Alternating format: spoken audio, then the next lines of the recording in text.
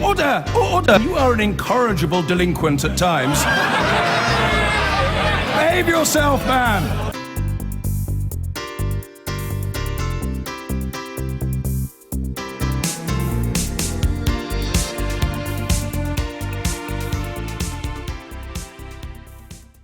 The UK Parliament's all-party group for Kurdistan has been visiting the Peshmerga in Iraq, just a few miles from the front line with the so-called Islamic State. The Labour MP John Woodcock was part of that group of MPs, and we'll speak to him in a moment.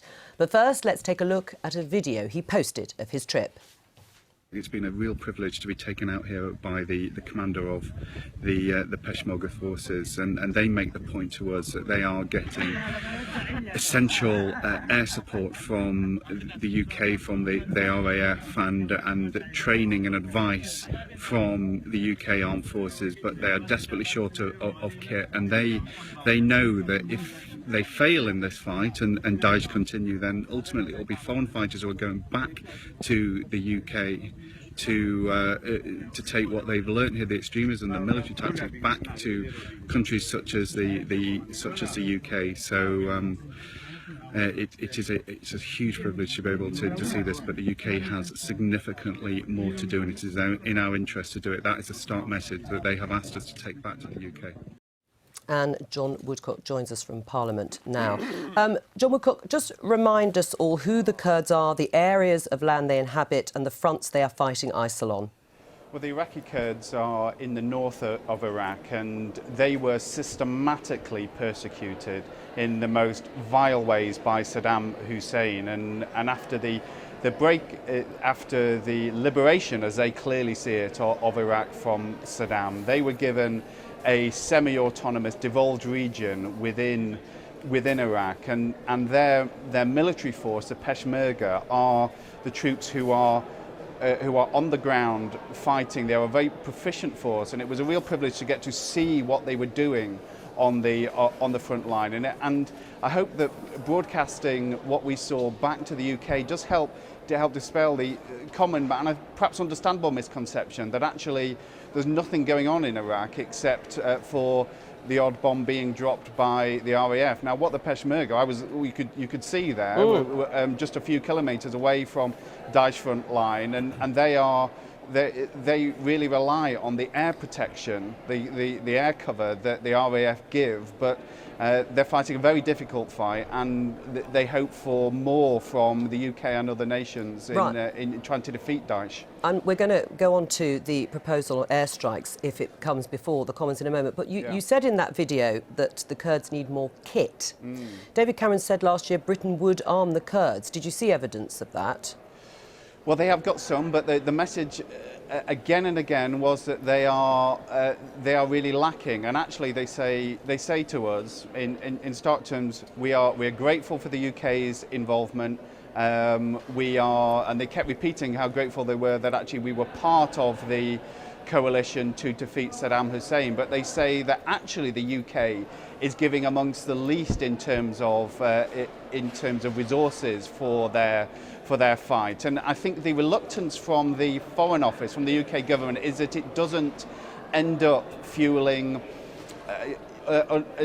destabilisation in the region, particularly apropos Turkey. But I think when you look into this closely, I mean, you need to be honest that there isn't really a functioning state called Iraq at the moment. That has broken down into a Baghdad government run by a Shia force that simply isn't representing the Sunni and the Kurdish areas. So there does need to be changed, and in the near term, I think it's so important that these people they make the case they're fighting on all our behalf, because if they don't win this fight, then foreign fighters will be able to go back into countries like the UK, and we need to support them better than we have been doing. Right. What about then another vote in the House of Commons on airstrikes over Syria? Would you like to see that brought forward now? I think it's important that we do more, and I've always said that being in Iraq, being part of that operation, but not going over what is a purely theoretical border, despite it was illogical, because we say that it's legal to do so, we provide logistical support. Where I think it's really important that David Cameron comes forward today, hopefully, as soon as possible is in the sense of how this military involvement fits in with a wider diplomatic and increased developmental engagement, where we cannot allow to happen to beat back Daesh but then leave the vacuum which we left that Daesh was able to fill in the sunny regions of Iraq. And so just to be clear, yeah. You would back a proposal that David Cameron brought forward to say we need to use British military force, and there's not much of it, but British military force to bomb IS in Syria? Or do you agree with your shadow Foreign Secretary, Hilary Benn, about having strict preconditions before supporting it? Well, you would have to see the exact detail, but my sense is that yes, I would back even that limited increased incursion by the RAF strikes over the border into and ultimately targeting Raqqa, which is the head of the extremists. It's the HQ of the extremists, and it's what where France French is doing at the moment. That's right. But I think that many of my colleagues will want to see more in terms of diplomatic effort before they do that, and I want to see it as well. I'm very clear about that. But even if it is the limited proposal, I think there will be several of us who would be prepared to back that. Are there any circumstances in which you think the UK could participate without a Commons vote? Well, that is a wider question that will have consequences right across a number of military involvement. I think for this engagement, clearly, I don't think there is a prospect of that. Whether we would relook in after this about the balance that has changed over the last 10 years, well, that may be worth doing. But clearly, I think the Prime Minister is clear that he will not proceed in a substantive way with direct involvement without a vote. So that's the reality that we are looking at. What do you make of the Labour leader Jeremy Corbyn's association with Stop the War coalition? Because there seems to be unhappiness from some of your colleagues, particularly following the blog post where Stop the War said that Paris was reaping the whirlwind of Western foreign policy. What would you say to Jeremy Corbyn about his continuing association with Stop the War? Well, I've always been troubled by his association with Stop the War, and that blog post was striking, not from that it was coming out of the left field and unusual for the organisation. That is the message that they have given all through. And I mean, I think we have to call this for what it is.